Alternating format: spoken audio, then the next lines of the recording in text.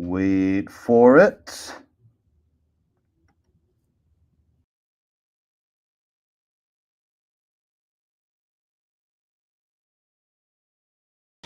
So long, gay boys!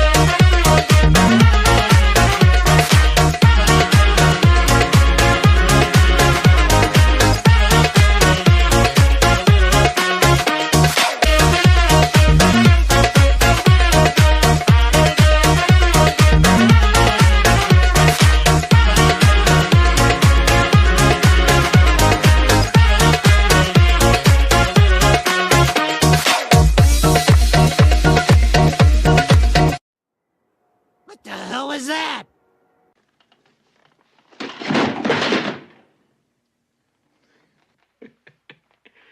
I'm glad those fingers ain't loaded. Whew.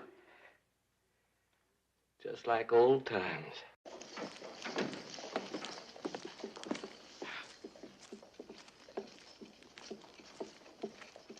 Good morning, ma'am. And isn't it a lovely morning? Up here. What did you expect? Welcome, Sonny.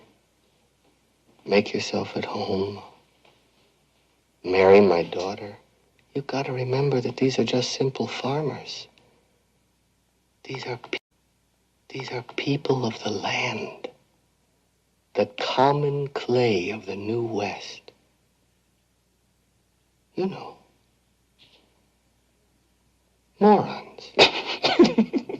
6 Secret Service agents that were connected to Trump's Butler assassination attempt have been suspended. This comes just days shy of the shooting's anniversary. The identities of the agents suspended are unknown, but sources say their roles range from supervisory positions to line-level agents. We'll continue to monitor this story. And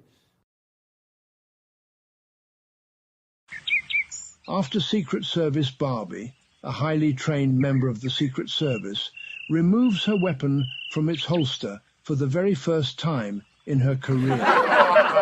She struggles to return her pea shooter as though it's her first day on the job. Fortuitously, her skills from a previous life as an amateur actress come into play, allowing her to convincingly mimic the swift draw of the weapon and scan the horizon for threats. Chewing her gum nonchalantly, she attempts to exude a tactical demeanor, reminiscent of a fusion between the Blues Brothers and Rosie O'Donnell. Despite her efforts, our agent's attempt to return her wireless hole punch to its home results in another failure. While she may have faltered at this most basic of tasks, she certainly looked cool while doing it.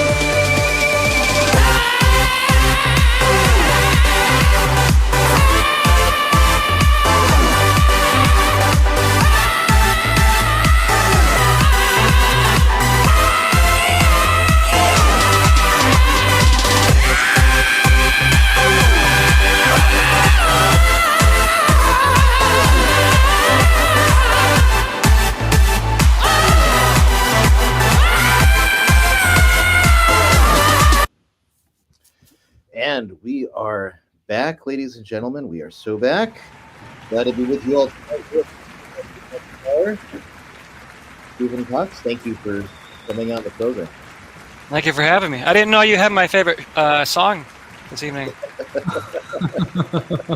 We know more about you than you think, Steve. I guess so. Looking at my Twitter feed made me too much. And yeah, so we get lots of news going on. And wait, but before we get to that, joining us again. Because part of the problem is the rundown is just too white. And as we know, whiteness is a problem. So we have someone here to fix it.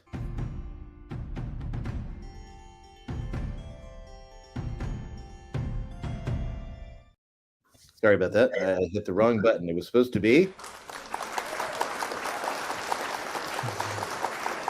James, the documented immigrant, is with us. Hello, how are you all? Oh boy, it's gonna be a riot. This is Hello, Stephen. How are you? Nice to meet you. Good to see you here. Likewise, likewise. Thanks for all the support on social media. Well, absolutely. Thanks for joining us tonight. You've been lying out there in the wilderness, just screaming at the top of your lungs, and you know. And look where it's got me. Look where it's got me. Right. Why are you gay? Fällt Schnee bis in die Niederungen, örtlich besteht Glatteisgefahr. So let's dig in. So obviously, big news swirling around yourself, John Henry Weston, both out at Lifesite News. This is making its waves around the internet. Mm-hmm. I know there's certain constrictions you have, so if you can, as I know you can't answer like what happened specifically, obviously, but what kind of things do you see going on in basically, I guess, trad media, Catholic media itself, that have led us to this point where now we see, you and John Henry being let go? Is there a wider trend that's coming around on in terms of trad media, Catholic media in general, etc.? I think we all see the sort of same things that, since the conclave. It seems to me there's been a lot of similar messaging going around with persons who I generally just lump into, trad Inc., if you will, the more establishment people, right, who control the messaging, who gatekeep, and have a bit of influence more than a lay person like myself. And I started to first notice that, the day after the conclave, and I wrote about that on my Substack, and so that was like, what's going on here? This is like a reset for the entire situation that we just lived through. Like, did we not see like what was happening? Do we not understand, like, as certain authors said, there's an infiltration in the church? Like, is the church not infiltrated anymore? Like, what's going on just because we have a new guy in the white vestments? The infiltration just stopped. They said, all right, guys, we got an American in here now. We got to go home. It's over. Yeah, I mean, who knew that red Mazetta was all it took to get the crisis over? And so, I have been keeping a close eye on that, and that shift has been almost ubiquitous in all the media outlets, as well as a lot of these influencers. And I think what has happened, and I was tweeting about this a lot, and I put my tweets on protected mode. I was a little underdressed, you might say, in some ways. So what happened in the last week was, John Henry's out for sure. It's public knowledge. That's stated and defended by Lifesite. I was given a removal on Monday. Received a call at 4:00 from the HR department, and whenever that happens at 4:00 on a Monday or any day of the week, you kind of know what's happening. And it wasn't given much of an explanation, and it was said there was some performance issue, and I asked for clarification. And there's a reason I'm doing a fundraiser now, is because I didn't get any severance. My last paycheck is tomorrow, and I think if I'm going to let somebody go personally, I would, have a conversation with them a couple of times and say, here's the issue, can we work on this? Would you be willing to change your work performance? Here's some areas of improvement, etc. And let's work on this over time. And I was not given the courtesy of having a full explanation. This doesn't mean I didn't enjoy my time at Lifesite. It's been a wonderful 8 years. I mean, I've gone to Rome. I've met a lot of great people in the trenches with a lot of really hardcore people who are still, many of them are still there. I can't say if this is all coincidental, if it's a change, a broader change. People want to dig into all that. I can't go into much more than that, but I think I'm willing to hear. I want to hear what you guys think. You've seen the statements that are out there by John Henry as well as Steve Jalsavac, and they lay things lay things out there pretty clearly from their own perspective. So I can't help but notice the conflicting information that Steve has released. I mean, it's like he's talking out of both sides of his mouth. On the one hand, this has nothing to do. First, they called it a sabbatical, which it never was that. So that was just a lie. And then, it was, well, there's nothing that John Henry Weston has done wrong, and we love him, and blah, blah, blah. And this was a purely business decision. And then it was, well, actually, it was, here's some stats, and, there was a 3/4 drop in page clicks over a 5-year period, which suddenly became an emergency today to take care of. Even, I guess, if it's been sliding like that for 5 years, then why today? But and then I think there was this deleted post too, and I saw several people online posted his deleted post, in which he's like, basically, well, it's too Catholic and it's too tratty, and then people think we're SETIs and stuff. So it's like, well, which is it, Steve? Like, is it a sabbatical? Is it that we love John Henry? Is it that we hate John Henry? Is it that John Henry is a terrible business person? So I already, I think that they've lost control of the narrative, and it allows the online world to explode, which it has. People have come forward with theories, which they have. I have theories as well. I'm sure those will come out tonight. But focusing on the nonsensical sort of messaging from Steve, who's like in media, like, you'd think that messaging discipline would be something that he could do as the co-CEO. Like, what even is that? Who's the other co-CEO? You'd think that he could nail a message, but he stepped on it already. Yeah, but what's interesting is since then, of course, Dr. Hickson has sort of put herself on notice with Lifesite, which, I mean, very good for her, obviously, because people are starting to sense that this was a very, very, very unnecessary move that was made by the board, and unfair all across the board. And people are asking a lot of questions. Even construction workers out there with webcams are asking a lot of questions. So we're seeing it for what it is. Of course, we are involved in this sort of media outlet. We're on Twitter all the time, so we see things like this happen all the time. We saw it last year with Project Veritas, and a few times since then with other groups or what have you. The most audacious move by any board to think that there's a name and a face behind your brand Lifesite.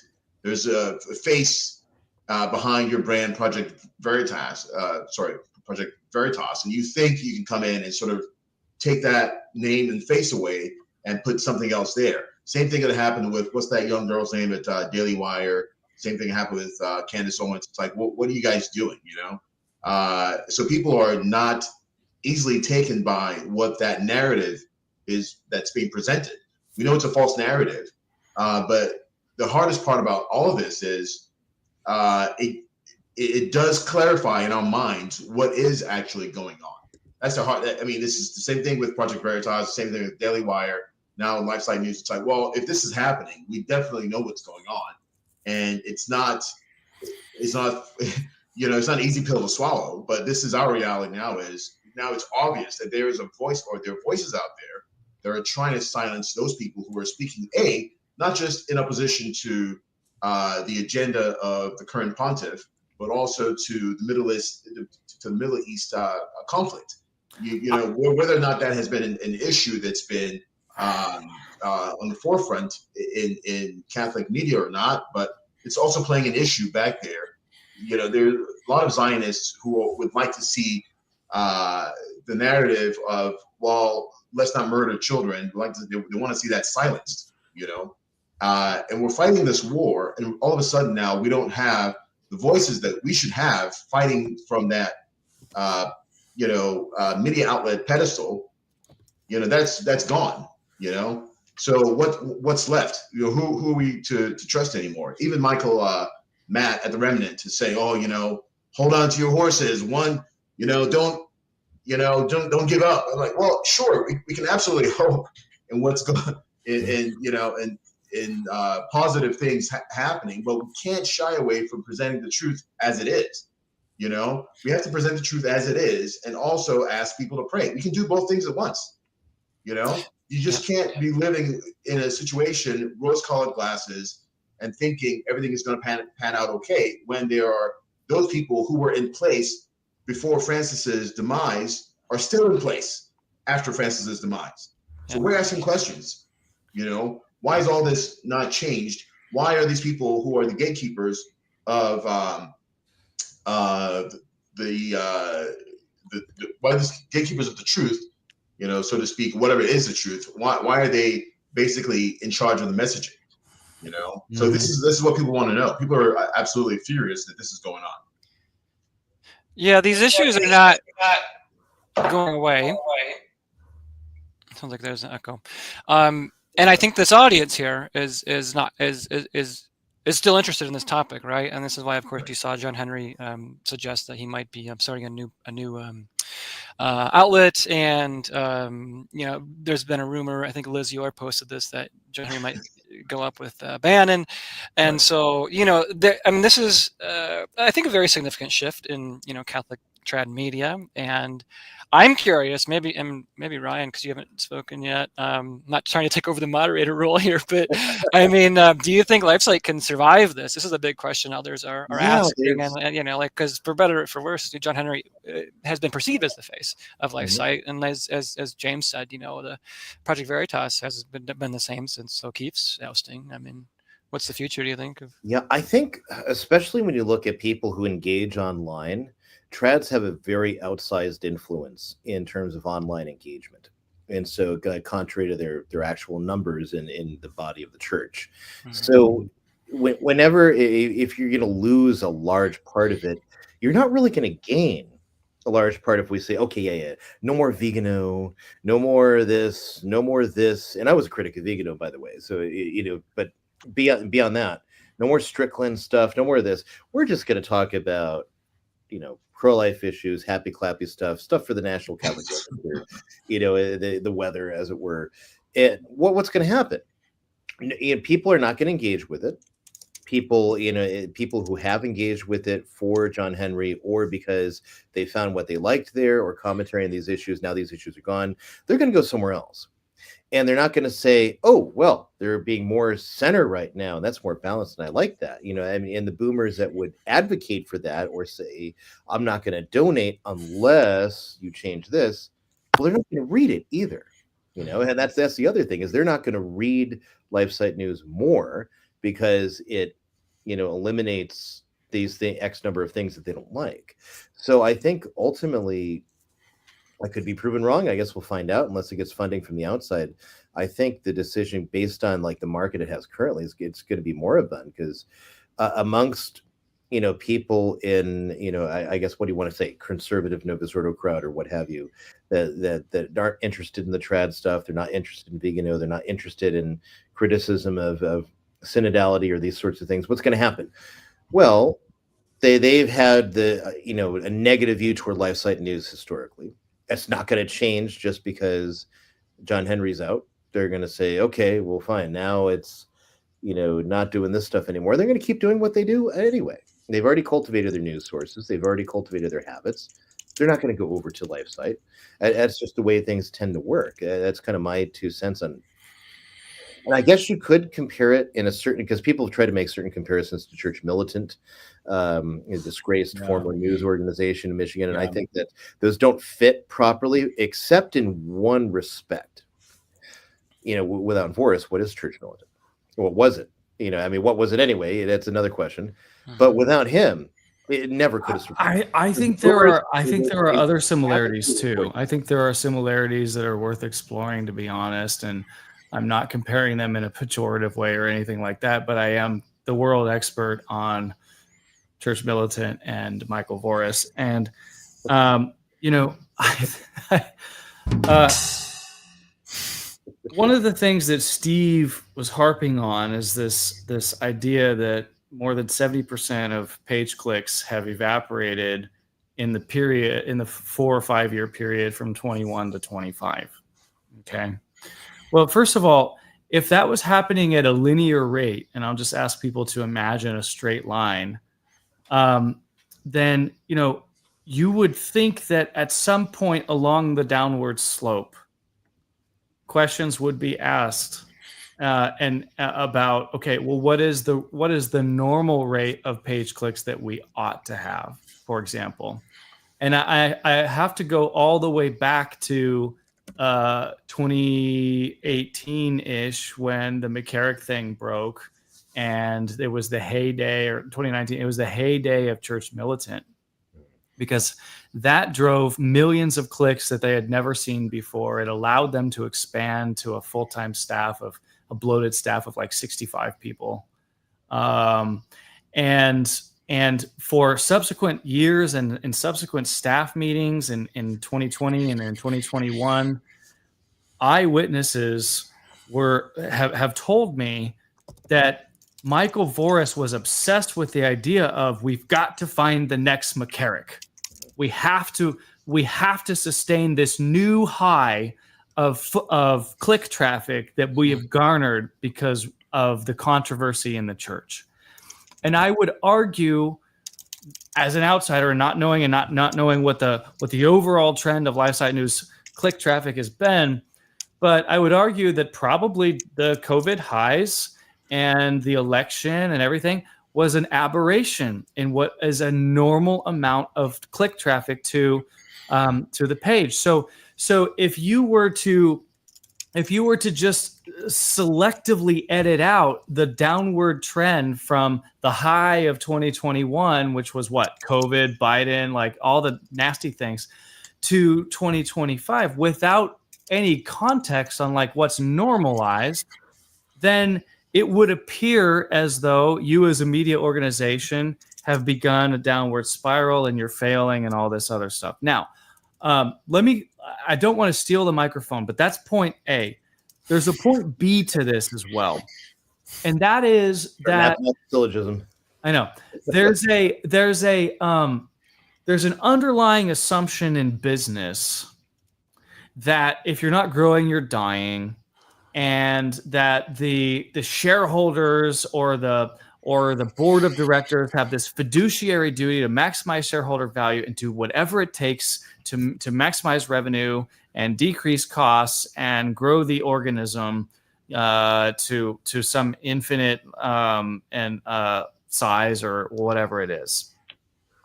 So here you have the board of directors supposedly and ostensibly taking this activist role in axing John Henry Weston, Stephen Kokx, whoever else. I'm glad Mikey threw in the towel as well. But you have to ask yourself, like, and I heard some normie guy today online talking about, well, what about all the other jobs? And you have to save Lifesite because people will lose their jobs and stuff. First of all, I don't feel bad about people at Church Militant losing their jobs because the organization is corrupt and needs to go. I don't think the same thing can be said of Lifesite News, and I think we should try to protect people's jobs. But ultimately, what is the role of Catholic media? Is it to drive clicks and create revenue, or is it to tell the truth? And if there's a conflict between those two things, does the board of directors choose truth or revenue? And it appears to me that like they're basically messaging that the most important thing is actually revenue. Truth is secondary to that. And by the way, am I saying that Weston is the most careful truth teller in the history of Catholic media? I think he's a great man. He came to my aid during the CM thing. He was very kind to me. He offered me a job. I've never said this publicly. He offered me a full-time job after I got canceled out of Catholic Hollywood. And so I'll never forget that. And I'll never be, I don't begrudge the man one bit. And I know that this has probably hit his family harder than it's hit him, because when you're the guy that's on the front line, you develop thick skin, but your family didn't sign up for this sorrow. So pray for John Henry Weston's family. But ultimately, like, does the board of directors, which is extremely litigious, and that's weird, like that's Jewish, should they be focused on maximizing shareholder value and growing the organization and complaining about a drop in clicks, or should they be focused on saving babies and converting souls? That's a question. Before we do that, someone's trying to dial in. I do think we have a connection. Wait for it. Yeah. Howdy, howdy. Praise be to God. It's good to be here. It's been a while. I've been MIA for a little while. I'm good to be back, guys. Do we need to explain what that tone was for the Zillennial or AOL? Zoomer? I'm a Zoomer. Yeah. I was, but I'm at the very, very top of the age bracket for Zoomers, so I actually still have a memory of it, though it never wasn't. I was like, I don't know, 6 or 7 when it I went have away. to point out our diversity is not just in ethnicity on this podcast, but age. we have 3 different generations. Yeah, Mike's Boomer, and I'm a Gen Z. We just need Gen Alpha in here. We're set. 4 generations. Oh boy, that was a good one. That was a good one. Gen X, and then we got Millennial and Zoomer, and darn. Yeah. Boomerism is a state of mind, gentlemen. it is a state of mind. In my mind, I'm a boomer. All right. But Mike, finish your point. You're making a. Is there a point? Or maybe re-summarize. Yeah. Just the summarization is the prioritization of click traffic over truth. The idea that we have to protect people's jobs at all costs, even if that means sacrificing like boldness or like journalistic integrity and whatever else. Do I think that Lifesite's journalistic credentials? No offense, Stephen. I mean, this doesn't apply to you, but like, have they got stuff? Yeah, they have. But like that, the alleged reasons even for this radical change do not add up, and it forces me to wonder out loud if there's not the reason behind the reason. Okay, and the reason behind the reason is some kind of deal that was cut, and it goes back to the conclave. Again, you say if you're bleeding chips for 5 years, and then suddenly that your newspaper is critical of the same errors of the new pope that the 5 previous popes have promulgated, and then it's an emergency that we can the guy.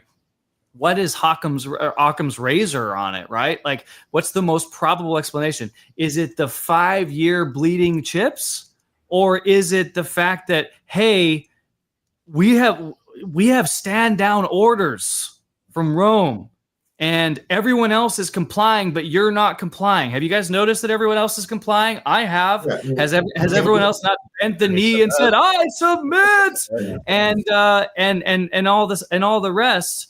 And you've got this like tongue speaking, permanent deacon who's a lawyer, and like I just don't trust lawyers anyway, named Fournier, and it's like permanent deacons. I don't know. It's just like the whole thing, none of it makes sense. And then when you go back to my first point, which is that Steve was just basically lying because he said 5 different versions of why they made this move in less than 2 days, 5 different versions. I mean, it reminds me of when Church Militant was like, oh yeah, Double Trouble was it was a news story. Oh no, it was actually relationship advice. Oh no, it was actually a heist film. Oh no, it was everything but the thing that it really was, which it was a gay porn. Okay.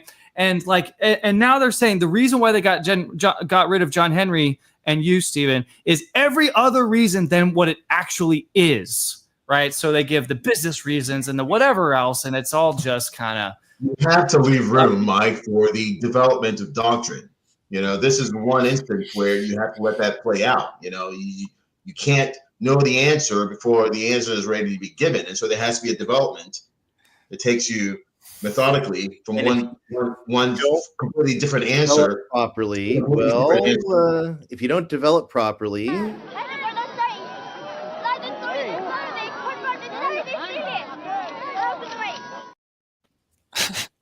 That wasn't right. Yep, absolutely. I mean, if I could make some comments on that, I mean, I think as Mike said, it reminds me of seek first the kingdom of God, and all these things will be given to you. And if that's not your mission as an organization, if it's not your mission if you want to be an influencer of any kind, I mean, what are we doing here? Is it to speak the truth, and to let the chips fall where they lie? That's first one A. And when anyone's sort of making decisions for money, this was a couple of years ago when a lot of these pro golfers went to Live Golf, and some of these guys were like, "You ever make a decision for money, it's not gonna go right." And I'm not saying that was a good decision on their part, but the thing that always comes back to me is, if in this era right now, if you're reverting to like old, if you're not addressing the real issues, what are the real issues? The real issues have always been Vatican II. The real issues have always been what's going on in the nomisorial hierarchy. WM Review is tackling a lot of these things. You guys are tackling these things on a regular basis. Like pro-lifism, okay, fine, good, yes, that's great. But we have live action for that. We have a bunch of life news for that. National Catholic Register, if you want like a sort of boomer, slavish devotion to whatever the Pope says, whatever Leo says, then go there. If you want to just mimic them, there's just no. You're failing at things. It seems to me in a grave duty to seek first that kingdom of God and to put that first and to please God first, and to not also be in the space of podcasting and Instagram and TikTok, because there's no more boomer thing you could do than to sit down somewhere on a page on an internet site and read an 800-word news article about something. I mean, do people even do that? I mean, I don't do that. So you have to be investing in all these alternative platforms and podcasts and reaching audiences in a new way. And so, if you're asking my professional opinion as a marketer, page views don't indicate everything. In fact, I don't think they indicate a whole lot, to be honest, in some ways, in this particular era. And those are a lot of factors you have to keep in mind, I think, when looking at all of an evaluation of a company. Let me ask you a question, Stephen. And sorry, guys, because I'm gonna have to drop out here in a little bit, so I just want to get my questions answered, if you don't mind. But one of the things that Steve cites as his reason for this drastic action is the results of some staff survey about morale or safety or whatever, however he phrased it. And I don't know if you can answer this, but did you take this survey? I probably couldn't answer that question. I think if I'm using a survey to justify big action at my company, I'm just speaking hypotheticals here, I would want everyone in the company to take it and to have them take it multiple times over a year or a course of a period, so we can show progression either in change, negative or positively, on the questions asked. That's what I would do. And when they take these surveys multiple times, obviously you're also rephrasing the questions, to sort of get a more realistic answers, based on the rephrase. Because when you're doing polls or whatever, you don't just dish out the same questions here, every so often, every quarter or whatever. You change the questions a little bit, you dress it up a little bit, so people are actually giving you better answers. Is that right? Well, I mean, look, I had, when I was a college instructor, so Mike can relate to this. I taught college for 5 years, just adjuncting, nothing special. At the end of the semester, we would get professor evaluations, and over the course of my own semester, I would ask my students, "Can you anonymously take this survey? It's week 4. What do you want to see for the rest of the semester?" And I would do that with various other jobs I had too. And so you would obviously want to tweak and to see what. Let's get to the bottom of this. That's from a professional standpoint, that's what I would want to do. I cannot say if in any way that was done here or not. That's really okay. So I mean, I'm aware of employees who not only didn't take the survey, but never were not even aware of it. So to me, that just implies, and I understand you can't answer the question, but to me, that implies that the sample size was less than 100%. And again, so I'm a business owner. I fall back on the idea that if I were to remove somebody based on a small sample size, and I don't know what the sample size was, but I know it's less than 100%. If I were to take such a drastic action as to lop the head off of the co-founder and the face of an organization, I had better have a smoking gun, and a clear and decisive set of survey results, which, as of right now, we don't know if that's even if that even exists. So again, another like smoke and mirrors reason to fire someone who is just happens to be criticizing someone that there's obviously a memo sent out that you're not supposed to criticize, and everyone else is complying. And if you do not comply with this, then you are apparently like you're persona non grata. You're not invited on all the other podcasts. You're disassociated from the trad movement. And let me just ask a question, and maybe it's a rhetorical question. I'll turn it over to you guys because I got to go. I'm so sorry. By the way, having a new baby, super excited. That's part of the reason why I have to go right now. Something came up, but I didn't know you were pregnant. It's 2025, Stephen. And anything's possible. So, Mike, you look great for having 8 kids. And thank you, sir. Let me ask a question that is more than rhetorical, and I really, and I'm going to tune back in. I just won't be able to comment, but I want to hear all you guys answer. What happened to the trad movement? I mean, we're talking about people that for 2 generations have cherished the faith and condemned the errors promulgated during the age of Aquarius. And they took the mass into the basements of florists and banks and into hotel rooms and into people's living rooms. And they held the torch for 40 years until such time as, churches could be purchased. And in some cases, those churches had to be purchased by third parties because the Catholic churches couldn't be sold to the SSPX. They would be sold to Muslims or to Jews or to whoever else, who then would resell it to the stalking horse buyer, who would then like the story of the SSPX church in Kansas City, right? Where the diocese was selling this church, and the SSPX said, "We'll buy it." And then, no, not you, anybody else. So they paid a Baptist to buy it. And we the 5 of us representing 3.5 generations here on the podcast, we stand upon the shoulders of those, honestly, I hate to say it, those brave boomers who kept and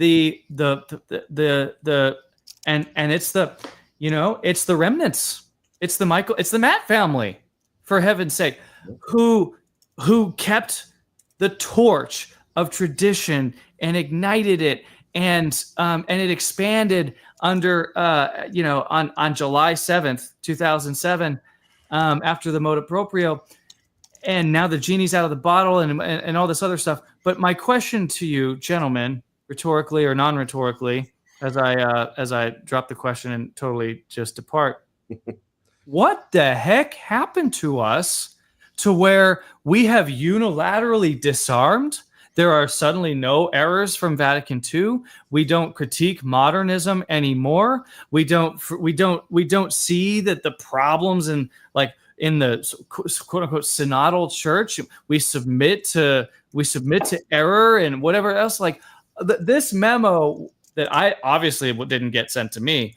I would never consent to it. Why would anybody consent to it? How could we consent to it? How could we lay down our arms and destroy the traditional movement? Adrian? Right. Yeah, as the person who has been there since the beginning of the trad movement, I think I'm most qualified to answer.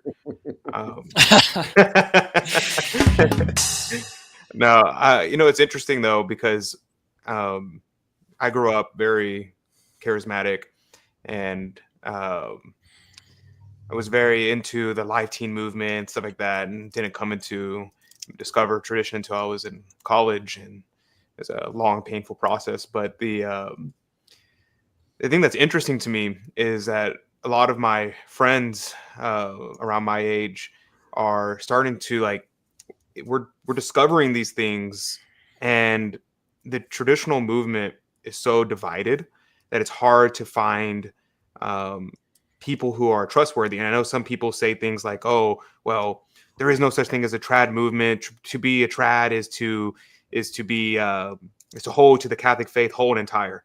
Okay, well, what does that mean? How are we supposed to understand what that means? We have different people telling me different things about what that looks like. Even when it comes from the question of, in what language do we talk about certain things, like how do we talk about Vatican II? How do we talk about the situation of resistance against a pontiff? These kind of things are giant question marks that people are struggling with. I do notice, though, that a lot of people who are my peers, friends of mine, are working on small projects that are kind of growing. Like my friend, I highly recommend checking him out on Instagram, Civility and Decorum. He's been trying to work on creating things to revive these critiques of the Second Vatican Council, of the question of a filial resistance against a pontiff, and things like that. So I think it's very important that to recognize that, yeah, there is no, without a pope, without someone who's the head, any movement is going to be fractured, is going to be necessarily, that's why the Pope is the principle of unity in the church. It's why we need one. This is why it's important. This is why this matters, because it does cause chaos and confusion among everyone. Mm-hmm. I think, that first generation of traditionalists, they knew what was being taken from them, and they had a more perhaps pressing motivation to fight for it and to maintain it. This is why you saw, a lot of basement masses in the 70s and even into the 80s. And, they knew the faith, they were catechized, they understood the shock of the council. I always compare it to like a grenade or a bomb going off, and everyone who survived, all the clergy, they're disoriented, they don't really know what happened, they picking up the shrapnel, and that's what it was. Just like after the sinking of the Titanic, right? There's a few survivors, a couple of lifeboats nearby, and that was it. Now, what do we have? We have boys' schools across the country. We have elementary schools for young women who want to be nuns, and there is. I'm not going to say trads are spoiled these days, but I think in many ways they are, because they have been born into this that has lasted 50 years to build up. I'm thinking of St. Mary's and down there in Cincinnati, Walton, and elsewhere. And modern man is not much of a thinker. How many husbands these days of trad families, present company excluded, are actual thinkers who sit down and read and will grapple with the encyclicals before Vatican II, read the documents of Vatican II, and go beyond that and read the original documents of Vatican II. Has any of us read most of those? I only read a couple of them. To my shame, I should have read all of them. They were translated into English not long ago. So, we fall prey to the idea, okay, I have my Mass on the weekend, and we have our time with the priest, and and that's it. And I'm not talking for like the indult folks. I'm obviously further to the right than all that, but they fall into the trappings, I think, as modern men do. The aesthetics are nice, the incense is there, and they don't want to put up a fight over the doctrinal stuff. They just want the conciliar church to say, oh yes, be a side chapel in our community here, be put in the cage at this conciliar zoo, as Bishop Fillet once said. And so I think somewhere along the way, people have gotten comfortable with their air-conditioned churches, and the nice things of having, again, sending your boys to boarding schools, etc. And along the way, they maybe got tired of the fight and tired of thinking, and said, "Okay, I'm just going to outsource that thinking to Bishop Fillet or whoever it is out there that I think is a conservative trad, Bishop Strickland, whoever, and they're going to make the arguments for me." When the young people, I don't see as many Zoomers today, especially. That's the problem. A lot of Zoomers today understand the big questions in politics, right? But do they understand the issues in the church? Many of them just take a regular middle-of-the-road Bishop Barron type, Matt Fradd attitude towards all this when they're not the answer. Those are the halfway points. Not even halfway. I shouldn't say that because they're not even on the right track. So they understand the politics of the things, but they got to keep coming. And so that's the battle we have to fight, is to remind people, again, doctrine. It's not sexy. It's not attractive to say Vatican II is the problem and to always be harping on that, but it is. And, we have to, I think that's where we're at now. We've observed that before, right? I've made this point before too, that between sedevacantist of whatever particular persuasion, totalist or conciliarist or thesis or what have you, SSPX, independent chapels, Fraternity of St. Peter, Institute of Christ the King, diocesan indults, as it were. Now, I guess we're back to that now. Everyone is there because at one level or another of descending or ascending degrees, they realize there's a problem with Vatican II. Some will say, well, it's the implementation. Some will say it's the documents. Some will say, well, it's the council itself was fine, but then it was hijacked or whatever, And this is why we're looking for traditional religion. So however each group defines it, one thing everyone in that group is agreed on, of all these different groups with their different views on these subjects, we all agree there's a problem with Vatican II. And people who defend Vatican II will agree there's a problem with Vatican II. They just won't say it's the documents themselves. They'll say it's this or it's that, and what have you. And we can go on about all those things if we want, but really, that we do see it. There is that problem. We can't keep pretending like every synod that's been since 60. Oh, yeah, it's all wonderful. It's all great. It's all fine. In fact, it's never been better, even though mass attendance has completely plummeted in Europe. And even in the United States, it's terribly low. And amongst Catholics who are baptized Catholics, their actual confession of basic Catholic doctrines is also, again, extremely low. Yeah, you can't deny that you can't continue with the vision we get from these kind of official pronouncements at every synod, including the 84 Extraordinary Synod and so on and so forth. Oh, yeah, it's great. It's wonderful. It's getting better. Now, there are pockets where you have people who have kept the faith. You have pockets, you have missionary bishops and priests, and they're doing good things without a doubt. But that doesn't negate what's happening in the wider church, which is their problem. And that problem, it extends before Vatican II, but that doesn't mean the Vatican II has nothing to do with it. I think a lot of it is the problem of comfort, like what Stephen is saying. I think I was talking to, we have a friend group who encompasses a lot of various people in our diocese. So it's some people who are indult massers, who go to the fraternity, who go to the SSPX. So it's a very diverse group of traditionalists. And the thing that's consistent among most of us, with a couple exceptions, is most people are just kind of at the point where they're just, as long as I get my Latin Mass, then I don't really care what's going on. And that is a huge negativity, because the Mass is very important. Praise be to God. I'm very grateful to have the traditional Latin Mass, and it is very important. I will never say otherwise. At the same time, it's not the crisis. It's a symptom of the crisis. Yes. The taking away of the Mass is not the end all be all. And it's a huge difficulty to try to get people to care. And that's the big issue, because they say, well, my pastor's not saying anything heretical from the pulpit. I'm trying to raise my kids. I'm going to college, or I'm going to work, or I'm doing whatever it is that I'm doing.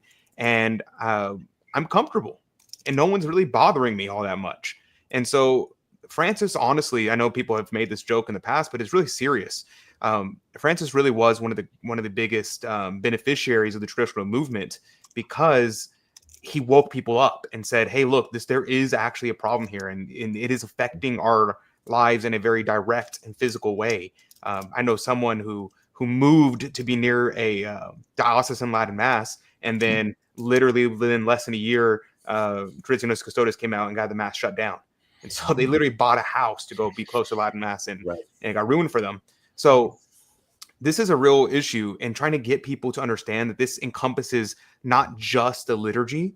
And the big thing that nobody wants to talk about, and people get uncomfortable when you talk about, is it's the tendencies and customs. Because so many people, so many traditionalists, women and men, they will dress up in a suit and tie on Sunday Mass. They'll wear their dresses and their veils for Sunday Mass, and then they look and act like everyone else Monday through Saturday.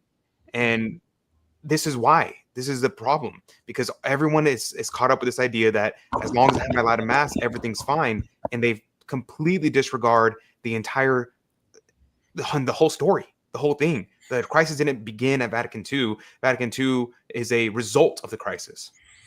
Yeah, I mean, if you go back to the council, I mean, Yves Congar, Schillebeeckx, de Lubac, I mean, these guys are all offering the Latin Mass. And, that's the thing we forget, is that, okay, these were the arch neo-modernists of the era. And to Adrian's point, I do think, too, a lot of these diocesan bishops will recognize the money and the prestige, and they weaponize the Latin Mass too, the indult. So if that's a PX church nearby, so they'll open up a Latin Mass just to keep people away from that, or they'll keep these places open because they know if they crack down on it further, it's going to cause much more of an backlash. And so the liturgy has become weaponized as part of their process, right? And what comes back to my mind is there's a quote from, you guys probably know who this is, Louis Vuillot, I think is how you pronounce his last name, is a French anti-liberal in the 1800s. Yeah.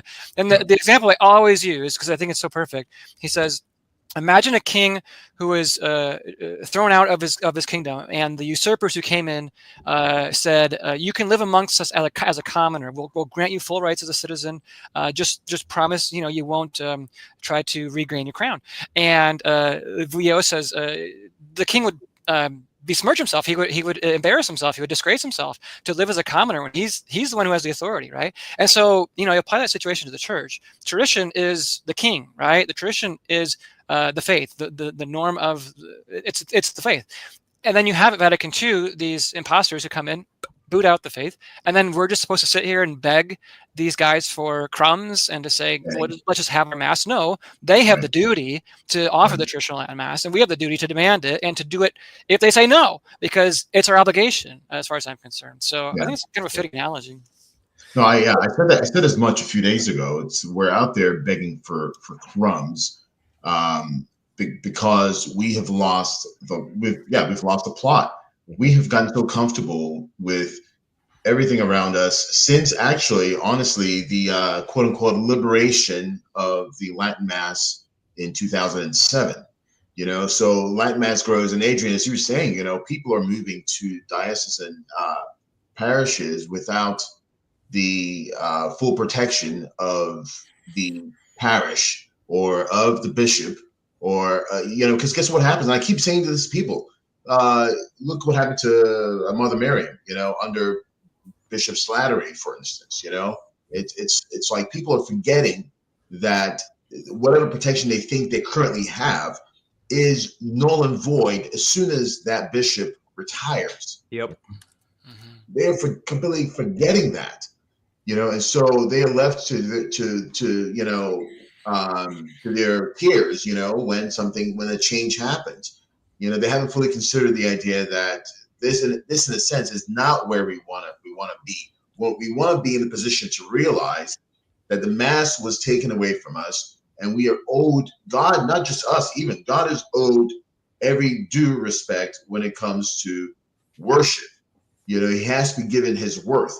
And if we're telling ourselves that God's worth is only permissible through a bishop, you know, who has the right now to take away that worship of our Lord and our God, who basically through the church gave us this Mass, that all of a sudden in 1969, this Mass became something of an aberration to those modernists who were, by the way, Stephen, you said this, in the morning they were going to Mass, you know, lifting, and they would have their you know, their fingers, you know, and they would drink the chalice, you know, from these same people who were doing this, you know, at the consecration, were all of a sudden happy to do without it as soon as the changes were in effect. They basically said, "Oh yeah, we were just getting the technicality so we could stop doing all this nonsense, and now we're done with it." And so this is where the story ends for tradition. And of course, if it weren't for valiant fighters like Lefebvre and what was his name from Argentina? Castro de Meyer, you're thinking of Brazil? Exactly. Yeah. And a couple others, we wouldn't be in the situation right now where there is some portion of the church that still actually exists that understands that the bishops are in a position of compromise. You know, every bishop out there who's compromised, and God bless Bishop Strickland for fighting whatever he's fighting. I don't even know where he stands right now with whatever his position is, but he's obviously still kind of struggling to understand what the role of a bishop is.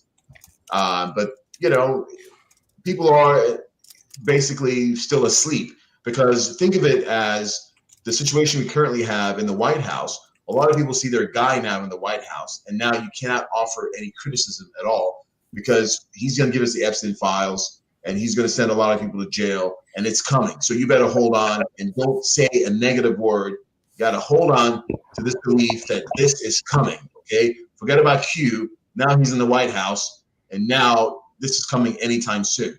Oh, he hasn't released the Epstein files yet. Well, you know, he's working. It's 4D chess. We're going to see something coming very soon, you know? And so these are the people that we have, you know, the same people who are in the traditional movement, quote unquote traditional movement. They're not, are they really in the traditional movement, or are they in the movement that basically says, today you can have your Mass and tomorrow we'll see what happens, you know? Because it's more than just a fight for the Mass, it's a fight for the faith.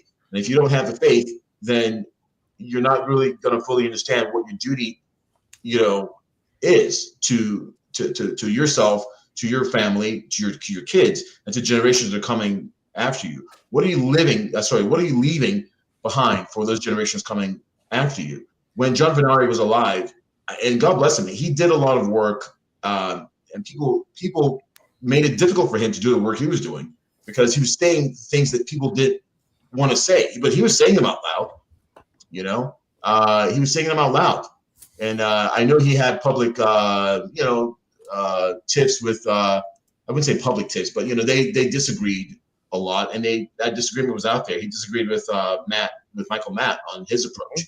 Michael Matt disagreed with him, and Christopher Ferrera disagreed with also disagreed with him. But John Venari was right, and he's still right.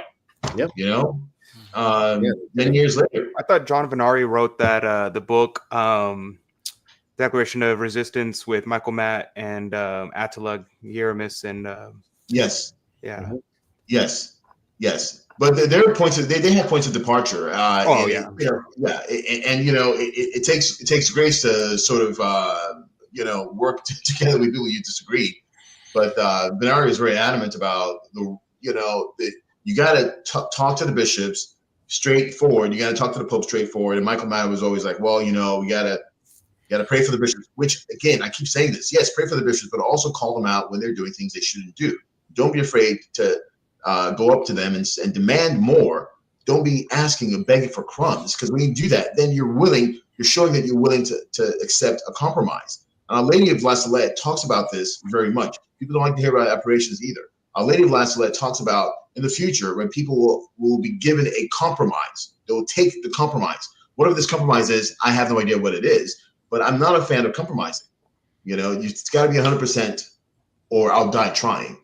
And that's what it means to become a martyr, whether it's a white martyr or red martyr, And that brings us to the situation we're in today. It's, what are you going to do when they come for you? Are you going to say, well, we fought the good fight and I'm just going to go to Nova Soto? Or are you going to say, well, I'm going to carry on in this direction and my faith is leading me to get the mass as it is outside of the confines of the diocese or within the official diocesan realm.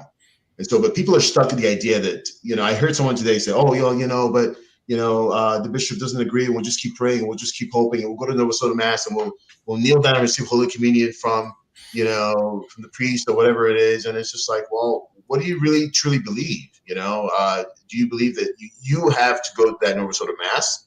Or are you going to drive a little bit longer to go to traditional Mass? I don't know. People are confused. Well, especially it's going to tell you, all right, you can't kneel anymore. Get that veil off. That's not traditional. And, you got to stop doing this, like the Bishop of Charlotte we saw more recently. But, exactly. But actually, it's interesting with I guess we can shift a little bit to Traditionis Custodes, which I affectionately translate as jailers of the tradition. And that's really essentially the goal of the document, right? And I'm entirely in favor of the idea that every priest in the world gets to say this mass, 100% behind Summorum Pontificum in that respect. But here's an interesting counterpoint, and this is from the Sedevacantists website, the WM Review, which we've mentioned them before. I tend to like them, even though I'm not a Sedevacantist. I don't agree with that position, but just the same, this particular outfit seems to be, the author is very charitable. He's online. He just asks questions, easy to work with, easy to talk to. And so he had this reaction, as we saw. Diane Montagna got a hold of the casus belli, as it were, of Jailers of the Tradition, which is the CDF report of what the bishops had said in terms of their responses to how the traditional mass is going, which revealed that the entire raison d'etre of Jailers of the Tradition was based on a lie, whether the Pope himself lied directly or was lied to and repeated it, or really, I think what it all comes down to, because I don't want to say that the successor St. Peter, the Pope, lied without having it absolutely 100% clear. It sure looks that way, though, we'll be honest. And then beside that, you have the whole basis of this document is something it makes it look like, just like with Amoris, just like with the synods, we have a solution in search of a problem. And Traditionis Custodes, he was already ready and needed the solution. And what Diane Montagna reveals with the CDF report is that, well, the problem wasn't quite there, so they made it so anyways. And now the Sedevacantist group, they've got a different view of the whole thing. So let me, I won't read the entire article, but we'll go through a few points in it. So starting in the second paragraph here, Montagna reports that the Congregation for the Doctrine of the Faith, that is currently the DDF, so it's really the artist formerly known as the Congregation for Doctrine of the Faith, its overall assessment, a summary synthesis of responses to the global bishop survey that led to Jailers of the Tradition, directly contradicts the alleged rationale behind the suppression of the Old Mass and raises serious questions about the credibility of Jailers itself. My commentary on rendering it that way. While Francis claimed that most bishops had expressed concern about divisions and had requested restrictions, the CDF document reveals the opposite. A majority of those bishops who had generously and intelligently implemented Summorum Pontificum ultimately expressed satisfaction with it. These bishops noted its spiritual fruits and warned that any legislative changes would cause more harm than good. The story has made headlines, and rightly so. The Vatican claimed consensus for restriction while privately acknowledging widespread support. But this is not the real story. The deeper point has gone unnoticed. A strategy of containment and neutralization revealed. Montagna's documents reveal the extent to which some conciliar synodist bishops embraced SP as a means of containing traditional Catholics and neutralizing their opposition to Vatican II, new religion, many errors, and its Novus Ordo liturgy. Take the comments in one of Montagne's documents attributed to Archbishop Alan Vigneron, then of Detroit. Vigneron was a loyal administrator of the conciliar synodal agenda, even if less radical than others. While he praises its good fruit, he defends the diocesan TLM as a tool for neutralization. Quote, "My advice is to maintain the discipline and norms set out in Summorum Pontificum, and to deal with any problems that are arising by calling priests and people to observe them. The motu proprio has given us remarkably successful approach to resolving the contention that existed in the Church about the status of the extraordinary form, i.e., the Mass of the Ages, the Mass that every saint has had since St. Gregory the Great, with various modifications for various times and whatnot. The discipline it has put in place is bearing much good fruit, especially in the lives of the faithful and in restoring ecclesial peace. There is no question in my mind about the legitimacy of the extraordinary form, i.e. TLM, as extraordinary. These celebrations offer valid experiences of the Church's sacred liturgy, but complement the ordinary form, i.e. the Novus Ordo, i.e. what the same author of the motu proprio, Pope Benedict, called the banal, on-the-spot product." Continuing, that's my sidebar. "Such celebrations are in no way a threat to the ordinary form established after the Council, and in the Church they enrich her in her diversity.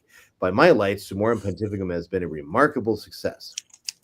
His position, cited by Montaigne, is clear. SP was in no way a threat to the ecclesial peace necessary for the advance of the conciliar synodal agenda. The CDF's overall assessment itself is even more explicit about domesticating traditional Catholics. And this is quoted directly from the CDF, the artist formerly known as the CDF. Quote, "Some bishops note that it is necessary to protect the stable groups to prevent departures in the Church towards schismatic communities or the SSPX." It's actually interesting language, but we'll get to that later. Interesting, yeah. "In all places where the stable groups are accompanied and supported by the diocesan bishop or by a delegated priest, there are virtually no more problems, and the faithful are content to be guided, respected, and treated as children by their father bishop." Unquote.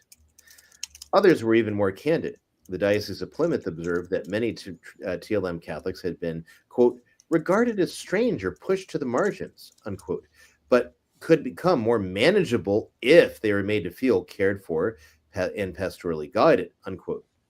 The Archdiocese of Baltimore admitted that many faithful attended as a form of protest against the general direction taken by the Church, but expressed a desire to, quote, "keep such people close to the Church in order to, quote, correct these mistaken views." To return to the overall assessment, it is noted that the bishop's pastoral care has been decisive in calming agitated spirits and clarifying the thinking of certain members of the stable groups. The success of this strategy completely vindicates the warnings given by traditional Catholics over the decades. Tolerated to neutralize, right? So they go on about the whole history of various indults and whatnot, and how essentially, again, when Rome gives these things, and granted, I totally support the idea that's behind Summorum Pontificum in terms of every priest has the right to say this Mass. Every priest should be saying this Mass. Yeah. But just the same, let's also look at reality. Just like when you have the SSPX well established in a place, and only then do you come in and say, "Oh, we're going to give a Latin Mass. We've cared nothing for you all this time. But now that the society's here, or this independent chapel, now we will bring in a diocesan indult, Fraternity of St. Peter, Institute of Christ the King, what have you." Right. We'll bring these in. And granted, these are all groups that I also support because I support anybody who's doing tradition. But what's the authorities want? Well, that's what they did. And you can read the rest at the WM Review if you just if you go to their page and search Diane for her first name, Diane Montagna. This article will come up as your first hit. And so this is WM Review. I didn't notice that. Okay. Yeah. Excellent. Again, it's Sedevacantis website, but their their author. Yeah, I read pretty much all their articles. Yeah, and he does stuff that has nothing to do with Sedevacantism too. So it's entirely. I know Sean and Matthew who run it. We've actually met before. They're brilliant guys, close friends of mine. Actually, I think. Oh wow! I'd love to meet them. I love their work. I think it's excellent. Yeah, they put out great work against them. And everyone out there should read WM Review, and maybe Stephen will be writing for them very soon. If I could comment on the article, Ryan. Please do. I mean, I have not looked at all of the findings of what Montaigne put forth. I know Louis Verrecchio put up a resistance saying it wasn't the big finding that it was. I have no opinion on it, but I think it is important to note in all of that, the extraordinary form, the liturgical preferences, the needs of the faithful. Like this is objectively, this is not what the language we need, right? And so it's obvious. Like what I was saying earlier, they would do weaponize the liturgy. They'll use it for other sinister ends. When the fact is, the liturgy should it's objectively, it's the normal form of the mass, right? There's no extraordinary, ordinary form, all these sorts of terms they use. But this is how the neo-modernists explain these things. They try to synthesize in this Hegelian dialectic. Oh, we'll bring both together. They'll enrich each other, and it's just the same thing, but in a different way. Yeah, but yeah, they will enrich each other. That is just a laugh. That's a gas. Well, it's funny because I remember a friend of mine getting in trouble because he was a priest, or he is a priest. And he got in trouble for doing things like the canonical digits and putting his hand on the altar during the blessings, small little things like that. And he got in trouble because he was told not to import things from the traditional mass into the new mass. And that's actually a standing instruction from the Congregation of Rites back in 1972. And that's been considered the guiding focus on how to interpret any ambiguity in the rubrics of the Novus Ordo. And that was given because when they published the Novus Ordo, apart from his major historical problems in the promulgation of the Novus Ordo, there was no rite of incensation of the altar. So a bishop wrote to Rome saying, hey, how am I supposed to incense the altar? There's no clear guidance. Can I just do what was in the old missal? And then Bonini, probably, I don't know exactly who wrote it, either Bonini or someone under his guidance, wrote that any system of incensation may devise that there's only one rule that is in place, that the rite and usage of the traditional liturgy, that the old liturgy is not to be assumed. so make up whatever you will, as long as you're not going back. Do what everyone did since about 600 or so. Don't use a Roman missal, but make up whatever. Make up whatever. Essentially, wherever it's not clearly directed, make up whatever. So again, canonical digits.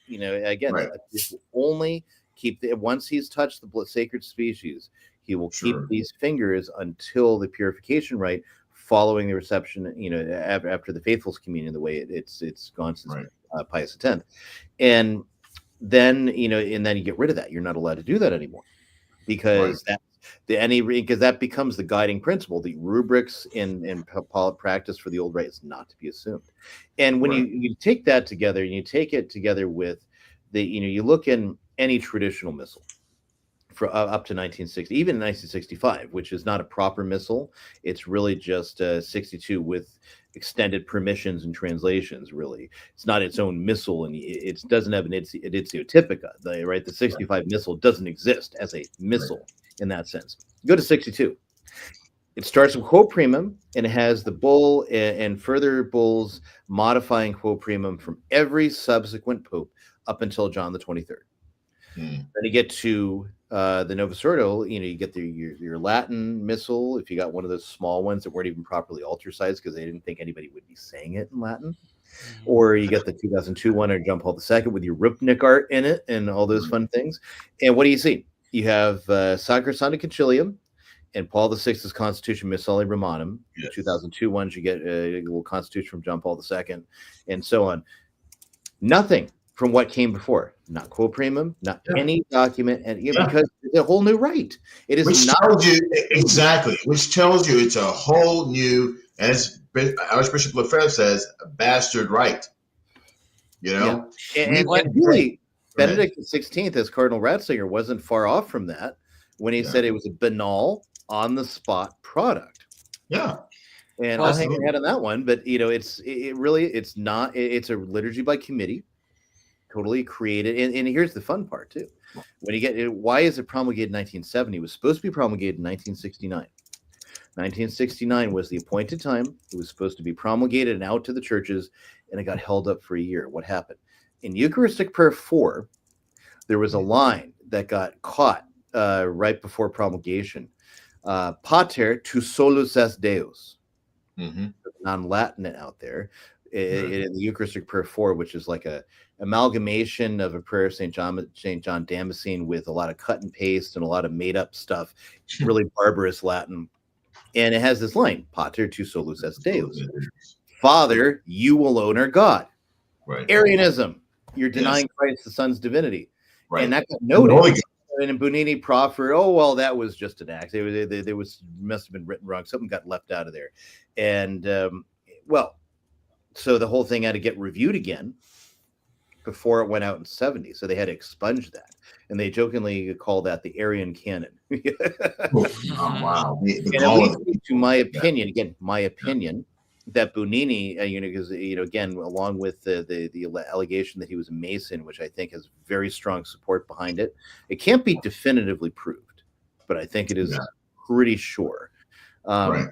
I think he was an Arian heretic too. I don't think he believed in Christ's divinity. And when you look at the changes that he learned from the older modernists when he was on the Pian Concilium, when they revised Holy Week and started taking out all these Trinitarian symbolisms from the Holy Week that they received. And you look at the Novus Ordo, which again tries to demolish as many Trinitarian symbolisms as it can, while still maintaining the veneer. You look at it, you're like, I think it fits, in my opinion. Because here's a question for you, Ryan. In that case, when you stipulate that, in that case, would you say that this form of antiquarianism is what actually is part of that Arianism? Like when you're seeking out certain parts of, oh well, this is a first century practice, or this is a third century practice. Are you sort of, or in their minds, are they drawing from that Arianism from when it first? Basically, I know that would properly meet what Pius XII is talking about with antiquarianism. Antiquarianism that he's talking about is kind of more like this. We have the priests face the people now, because in the early church they face the people because we base this on the Confessio, or the westward direction of St. Peter's and all this stuff, the facing east. And we know this happened in this one church, therefore it must happen in all the churches. So therefore that's the way you're going to face now. Or again, the offertory, right? The offering of the gifts. We're just, we know in the early church that the faithful would bring up the first fruits to the priest, and the people bake their altar breads, and so they'd bring up their altar breads for communion. And before that was taken over by the church itself directly. And so the remnant left over is people offering, money or whatever, for the upkeep of the parish, right? Well, we're going to restore this ancient form by tapping two random people sitting in the congregation to bring up altar breads that they did not make. Feel like that's not right. So the question I'm asking is, in that 4th century Arianism heresy, were people at that time also engaged in practices that could be considered antiquarianism, is what I'm asking. Right. Essentially, the antiquarianism is when some PhD looks at something and wants to invent something new, whereas the whole adding in the Arian canon is different than saying, oh, we're going to do this thing from the early church, but we're going to reinvent it according to the mind of whatever idiot PhD is looking at it, and then impose this on the whole church. Whereas the Arian canon is more, I'm going to sneak in this Arian heresy, but it got caught. To try to kind of shift the conversation a little bit, I actually wanted to ask Stephen about, because I not familiar with your background. And I was curious as to, because I saw that you had written a book on the essays on traditional Catholics or traditional issues. And you see in your, I've read your articles in the past. Sometimes you read people's articles, you never really think about who wrote them. So actually, I don't know much about your background, Stephen. I'd be curious as to that. Well, the book you're referring to is my second book, Navigating the Crisis in the Church, Essays in Defense of Traditional Catholicism. And that was published last year. That was really just a collection of all my old articles. So I've been writing and blogging since 2012. One of my first articles in that book I wrote for Catholic Vote in 2012 or 2013 when Benedict resigned. And, even back then I had converted. Well, I grew up in Novus Ordo, worked for the Catholic Archdiocese of Chicago in 2011 when I was in grad school in Loyola, and was very, conservative, worked for under Cardinal George back then, and was influenced by a lot of the Novus Ordo neoconservative sort of attitude, the Acton Institute, and I was, still studying the council. I mean, Acton Institute is in Grand Rapids, where I'm born and raised from, so I'm very familiar with them. I got to go at all their stuff, and obviously now I understand they're a bunch of liberal Catholics, but it's so that was the genesis of that book. I just over time had written about so much. There's 10 chapters in there. One chapter is on traditional Catholicism, another's on Latin Mass. One's about foreign policy, U.S. politics, Catholic social teaching. Benedict, I think I put a chapter on Pope Francis, and so that book was on that. I'm writing a book on Vatican II right now called "What Your Priest Isn't Telling You About Vatican II." I'm hoping it to be a good synthesis for Zoomers. That kind of brings. Read Attila's book on or his series of books on Vatican II? Yeah, so my goal in bringing this book to reality is to bring together like Michael Davies' book on Vatican II, the Rhine Flows into the Tiber, De Matte's book, all the big books out there that to me are either way too long, way too academic, and just not really simplified for the average faithful, and really don't get into how modernism crept in and really infiltrated the church and really changed the nature of it. And I think, what's the argument that's always used against what the liberals always say, the 1800s and the early 1900s, those condemnations of liberal Catholicism and modernism, well, those were maybe okay for that time, but now, we've moved beyond that, and that's just a relativization of the entire magisterial teachings of over 160 years of popes, and you can't just do that. But they did it, and they've convinced a lot of people to believe that, and so the goal in this book is to that's right. Well, he's featured prominently in here, so he's going to be put back on his heels a bit. So it's overdue. I mean, because honestly, I fell for a lot of these lies in my early 20s. I was like, oh yeah, these guys are so conservative, right? Cardinal Ratzinger, he's amazing. But Cardinal George, I met Cardinal George, and it made a deep impression on me. And I met Cardinal Schönborn in Austria, and at the time, my German was decent at that time. I've completely forgotten it. But Schönborn. Schönborn. Actually, I've got a picture of me talking to Cardinal Schönborn. I'll bring that at some point. I've got it somewhere. But I was all impressed. Here's the guy who wrote the Catechism of the Catholic Church. I was all in awe and everything. It fell 2 months later because I'm watching him on Austrian TV, and then they challenge him. Well, you say that abortion in cases of rape and incest, that can't be allowed either, but that's really harsh. And then they start pushing him, and he doesn't want to appear harsh or mean. So he starts backtracking, and I'm watching him on Austrian TV basically admit that abortion's okay in those cases. Wow. And I was just like, wow. And as the scales fell in my eyes on that one real quick. Yeah, so I guess it's an interesting question, Stephen. How did you end up from working for the Diocese of Chicago to kind of realizing everybody has a different kind of story about how they woke up to this crisis in the church? Be curious as how you got I mean, pretty quickly. I mean, I moved back to Michigan after Chicago, and a friend of mine and I were just literally watching YouTube videos and Bishop Williamson videos, and like, who's this bishop talking about Freemasonry in the church, and what is this crisis he's talking about? And so we just instantly leapt into reading Lefebvre. I started reading St. Alphonsus. So he had a lot to do with my spiritual journey, and just literally there was SSPX church in our town. Started going there, and ever since then it's just okay.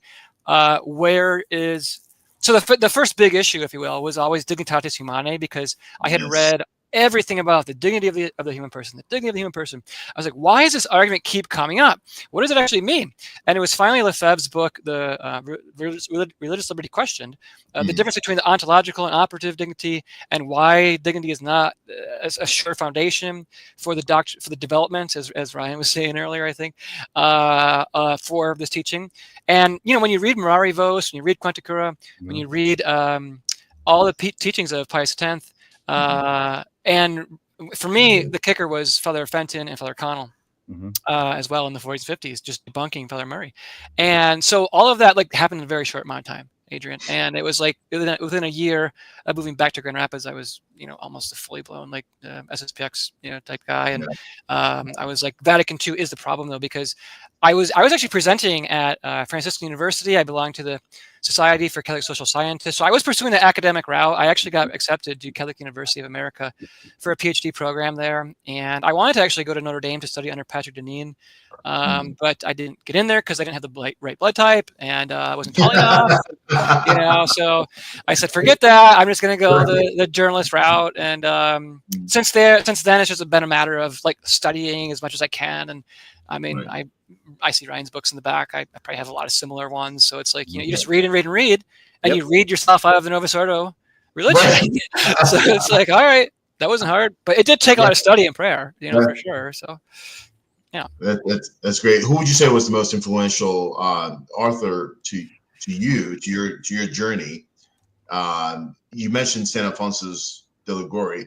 I mean, this is the moral theologian of the church, and so when you read Saint Alphonsus Liguori, or you listen to his sermons, you sort of notice a lot of things that he says are missing from today's sermons when you're going to church, and why are we talking about these issues? Are these forgotten issues, or are we now in better moral clarity than the bishop was back then in the 18th century? I mean, what's that idea in your mind when you're reading St. Alphonsus Liguori, and then you're going to your Novus Ordo church on Sunday, and you're going, what's happening here? There's a stark difference in. I'll tell you a funny story. I was at my uncle's funeral maybe a year and a half ago, and it's sort of a weird place for a funny story. But there was the priest who came, and he was just wearing lay clothes. I knew who he was, and I just went up to him very aggressively. I was like, "Hey, where's your cassock?" Just sort of half joking, and he said, "Cassock." He says, "Well, when I wear that, people treat me differently." I said, well, you are differently. You can consecrate the body and blood of our Lord, and you can forgive sins. That was the two things I always remember from St. Alphonsus. And he said the priesthood is infinitely above all just men. You're not just a man. You are a representative of Christ. You can do things that angels cannot do. And I said, well, and he's like, oh, well, and he was tongue-tied. And I said, well, St. Alphonsus says, the priest should wear his priest. And I remembered a quote from, I think Lefebvre said, the cassock is a walking sermon. And so I was unrelenting on it. And I said, St. Alphonsus said the priest should always wear his cassock. And he said, well, whatever he said back then, that was for then. And, we've changed now. And I didn't press the issue further because it was a funeral. And I was like, well, maybe I'll follow up with them. But, that's the difference, is that they sent him your book on St. Alphonsus. I didn't. That's a good piece of advice. Because to the heart of the issue is, the priesthood is a sacrifice. The priesthood is a complete immolation. St. Alphonsus says the priest should not have even like his own little hobbies and things. And, like what do we see on Twitter when Bishop Barron is out there playing the harmonica and talking about Bob Dylan and playing the guitar? There's literally photos of him doing this. And it's like, how wrapped up are you into all these things? You can't just give that up for the Lord and just like go meditate and do something. So, I mean, there's a lot. You take a bit of recreation, you do those things. Fine. Oh, sure. You don't make it part of, hey, I'm the cool guy, come to me. Right. And it's funny, this whole thing with the cassock, and the priest that witnessed my late wife's and I's marriage, he was Nigerian. And he did it in Latin. It was sort of the time, but so he did it in Latin, and he wore as much as he could. He tried wearing a cassock in the Archdiocese of Los Angeles, and he got flack and also love. So one is when as soon as he started walking around in a cassock, people just started going to him. They wanted the sacraments from him. They wanted to go to confession to him. They wanted him to start doing stuff, and they did not approach the other priests who. One of them wore like a polo shirt, and would almost never wear his clerics. Another one, he wore the clerical suit, and was faithful to his duties and everything. And as far as I could tell, but at the same time, and the Vietnamese priest who wore a polo shirt reproached him one day, said, "Oh, you wear that because people think you're a real priest for wearing that." He's like, the people themselves have so judged. But he made complaint to the diocese. The diocese ordered him not to wear it.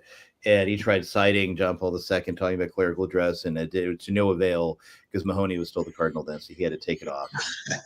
Sadly, but it's an interesting story. In his life, here's a Novus Ordo priest, Nigerian, where in his diocese, his bishop required them to know Greek, to say mass in Latin. Granted, it was Novus Ordo. They had to know it because in James, you can attest to this in Nigeria.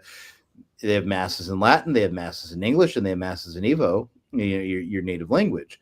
And Right. so it's you have to know to say the mass in Latin. Granted, Ian's Novus Ordo, and I could talk about how much I dislike the mass in the Novus Ordo in Latin, but Right. it's something, it's something for outside of my particular where I'm at. It's something. And he looked at, all right, I need to wear a cassock like in my own country. And he did. And as soon as he did that, people responded to him. And on the other side, the modernists responded with the hate. Yeah, of course. So There's one small little token of proper Catholicism. See, that's the one of the original sins of Vatican II, because I think there's several, is that we need to dumb down the faith to make it palatable to the people, and that the priests now are just average, ordinary guys. That's what they sell the young men on Novus Ordo Seminary. They just, oh, come here, play basketball, do all these sorts of things. It's just, you pray occasionally, and you're not that different. But they infinitely are different. And to kind of just bring in a point I wanted to make earlier about the Mass, I mean, like they've democratized the Mass. So the Mass has been weaponized by the modernists and to promote modernism. And then this was happening in the 30s and 40s and 50s as part of that Bunini movement. So they democratize the Mass, right? So they democratize it by diminishing the priesthood, by elevating the laity. Now they give out communion, they do the readings. Okay, so they democratize, put that into the liturgy.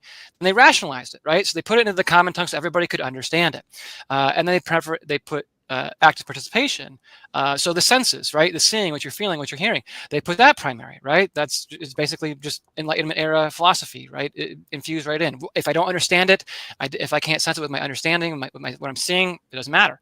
And they Protestantize it, right? And so they elevate the word of God over. I mean, I think Novus Ordo now has like a 3-year cycle, right? Yeah. That's a long, liturgical cycle, reading cycle. And then on top of that, they say the Protestant version of Our Father. I mean, I was again at another funeral, and it's like that's not Catholic. Don't do that prayer. And they call it a table. So I mean, they've infused all these modernist elements into the liturgy itself, and it just doesn't work. So I'm Jewish ethnically. I was after a short spiel where I knew it. We didn't go to church for I know, right? We didn't go to church for a long time. And then, we went back to the Episcopal Church, but then my mother felt this calling. She's deceased, pray for her soul. She felt that she was watching Mother Angelica. She said, I need to come back to the Catholic Church, which she left over, which married my dad, who was twice divorced. So, no, once divorced at that point. But anyway, so we get in and we kind of go through the motions, and she brings my brother and I into the Catholic faith. I didn't know really anything about it or really care much about it, to be perfectly honest. It was like, all right, kind of similar thing to the Episcopal Church, and we talk a little bit about that another day. But one of the big things is like, then you get to the offertory. Blessed are you, Lord God of all creation. I'm like, this is like the Jewish table blessings we did when I was a kid. Yes. And so I asked somebody about this, and they said, oh, why that's just showing our roots of the Old Testament faith. And I bought it. It's total bullshit. Pardon my French. It's total BS. But I bought it. I didn't know any better. Then I come and find out about the whole problems with the offertory. I'm like, wow, that's crazy. And here it is. It's like, we need to reject these offertory prayers that are at least 1,000 years old. Nobody knows their origin. The older liturgical authors up into Charlemagne's time, the 9th century, like Malarius comes to mind, Bede, others,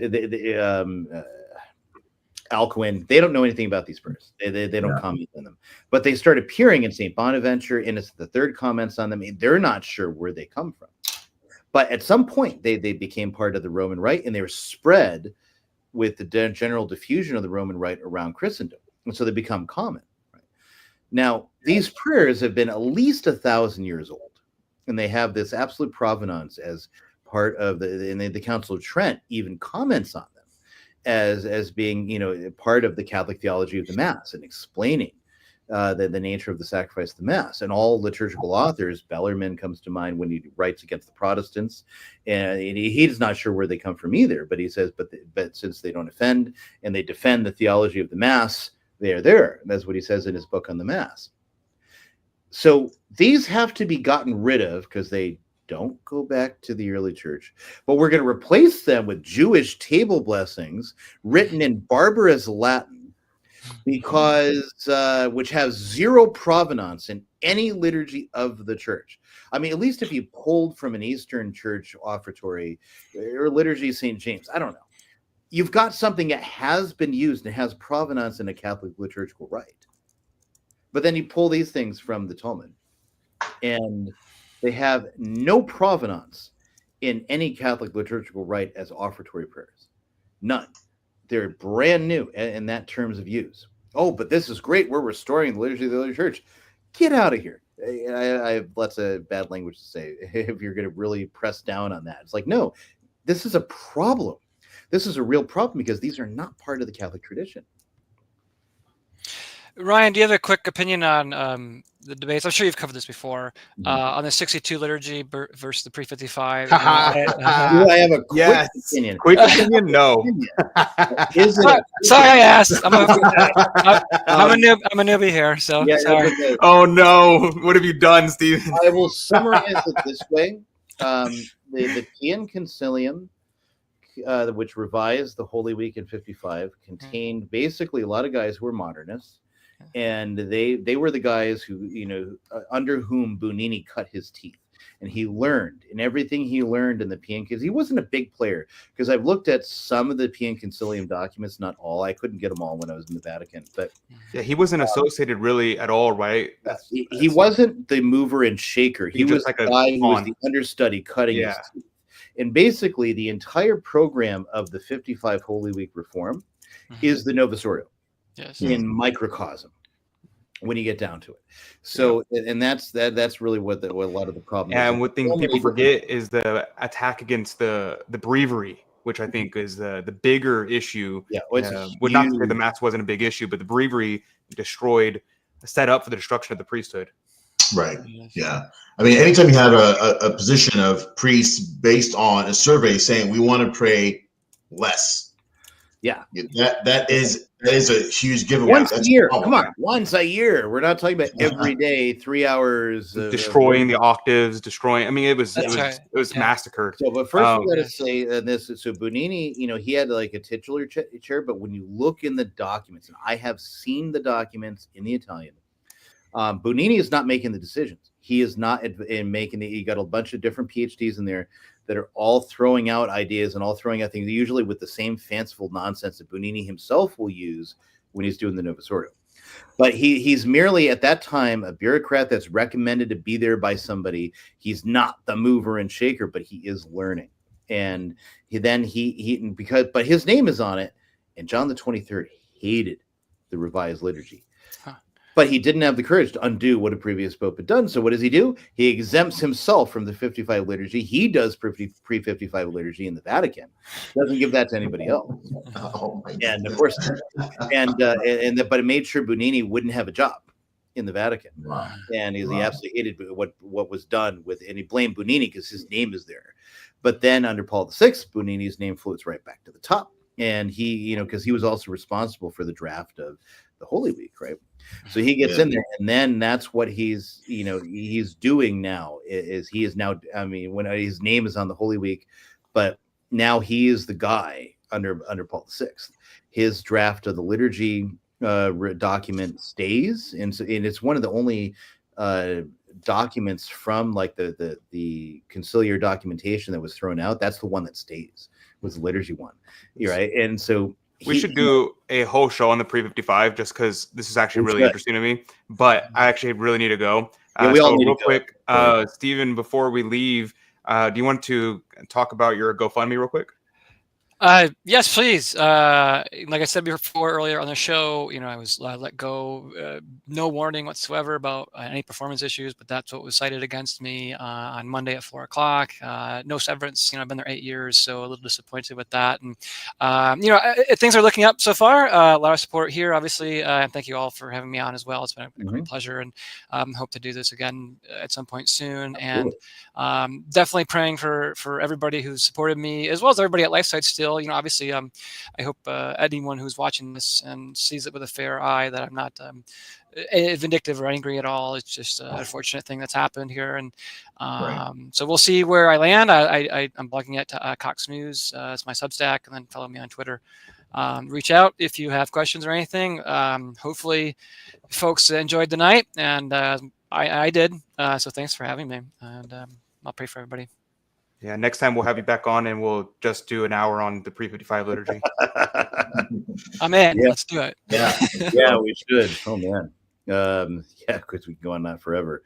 But yeah, Stephen, it's been a fantastic evening. James, do you have anything to add before we go? No closing words, except well, I do have closing words, but not much, except to say we should all rally behind Stephen and make sure that you understand the reason why we're doing this. No one out there is looking to demonize the church or the churchmen per se, but we are standing up for Christ. We're standing up for Christ's church, and that's the first thing we have to realize is we're not here to promote, company man news. We're here to basically get the news however it comes to us, whether it sounds palatable or not. And that's kind of what we want and expect out of Catholic journalism. There's these principles that we have to adhere to when we're presenting news, especially as related to church and to liturgy, and those who seek to undermine the church versus those who are promoting the good of the church. And so these things always have to be what is first considered. And if you're getting fatigued by all the terrible things that are out there, it's not the fault of the reporter. It's the people who are out there making the news. Scandals will come, but we're woe to those people from whom the scandals come, not to those who are reporting the scandals. You should understand that. Okay.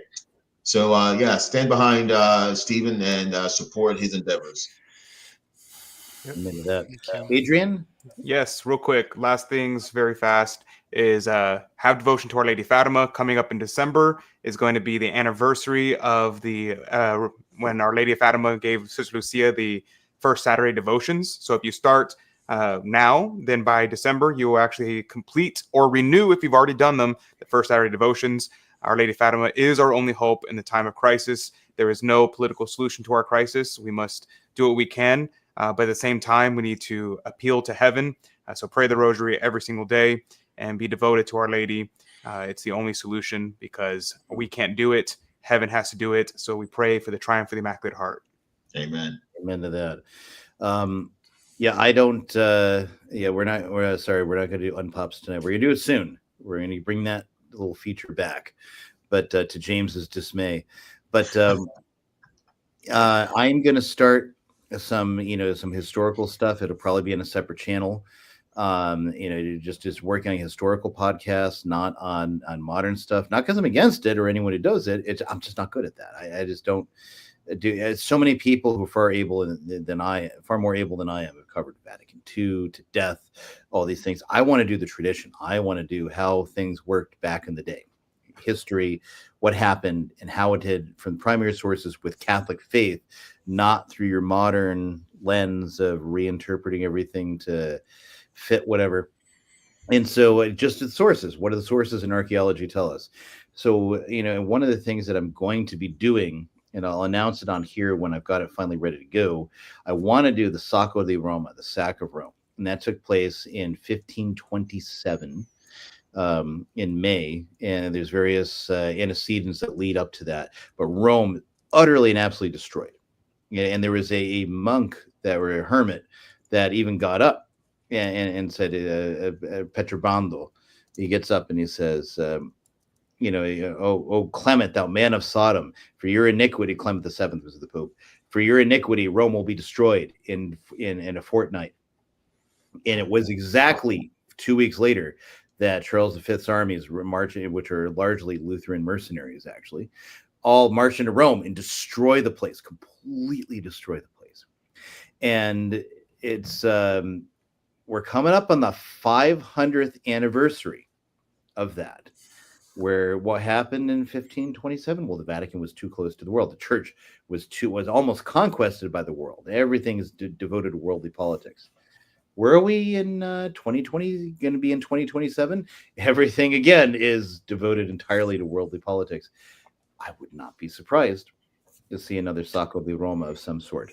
So I want to flesh that out and see what happens on the 500th anniversary. God forbid that does happen, because, man, I want to take my kids there. I want them to see amazing things and all the edifices of faith. But, reality being what it is, no, I'm not advocating that. I'm warning. Hopefully we can turn away and prevent that. Because, again, I want to go there, not just do I want to have really good espresso in a number of places, and it's really good at Mitriciana, but darn, I want to take my kids there and have them see so many great monuments, so many amazing things. So, but yeah, so I'm going to start doing that. And again, not because I have any angst against anyone who covers modern stuff, Vatican II, whatever. I'm just not good at it. I've got other, my irons in the fire are with people that have been dead for 500 years and events that happened 500 to 300 years ago. That's where I live. That's my headspace. So I'm going to be getting that out as soon as I'm, able to do it. So next week. Yeah, if only. God help me. If only. You were ferrying my kids around to so many different things and drama camps and camp and sports, and it's like, good golly, how has anyone do this? James, you feel the pain, I'm sure, with your kids in sports, and and and I've got a 17-year-old that's about ready to drive. I'm like, man, more alcohol. More alcohol. He doesn't, but I sure do. Anyway, Stephen, last word for the night. Anything you got to say before we head out? No, I just wish everybody God's blessings, and thank everybody for support. Very humbled by all this, for sure, and it makes me definitely aware that I'm not alone in all this. And that's the beauty of being a Catholic, is we're part of the church, and the church militant, not the Pilgrim Church, the church militant, and Right. that we're fighting this together. And I'm very humbled and blessed by all of this. And thank you, and God bless. All right. Well, God bless everyone. Thank you for joining us, and thank you for sticking with us this long. It's been a fantastic evening. Viva Cristo Rey. Viva Cristo Rey. Every time. All right. God bless you, and our Blessed Lady keep you. Amen.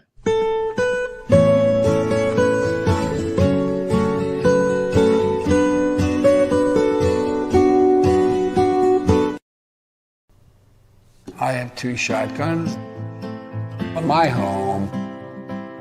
They're locked in a safe. There's a metal gun case.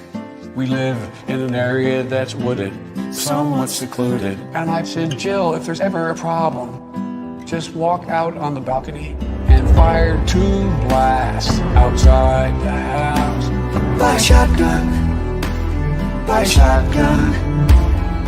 You don't need a machine gun. You don't need 30 rounds. Buy a shotgun. Buy a double-barrel shotgun. No, you don't need a flamethrower, and you don't need a tank, and you don't need an AR-15 to scare those thugs away. No, and I don't need a grenade launcher. I don't need an F-15. There's just one thing I need to do, and they'll stay away from me. Fire 2 blasts outside the house. Buy a shotgun. Buy a shotgun. Buy a shotgun. Jill, buy a shotgun, baby. You don't need a machine gun. You don't need a machine You don't gun. need 30 rounds. Buy a shotgun. Buy a double-barrel shotgun. Fire 2 blasts outside the house. Buy a shotgun. Buy a shotgun. You don't need a machine gun. You don't need 30 rounds. Buy a shotgun. Buy a double-barrel shotgun.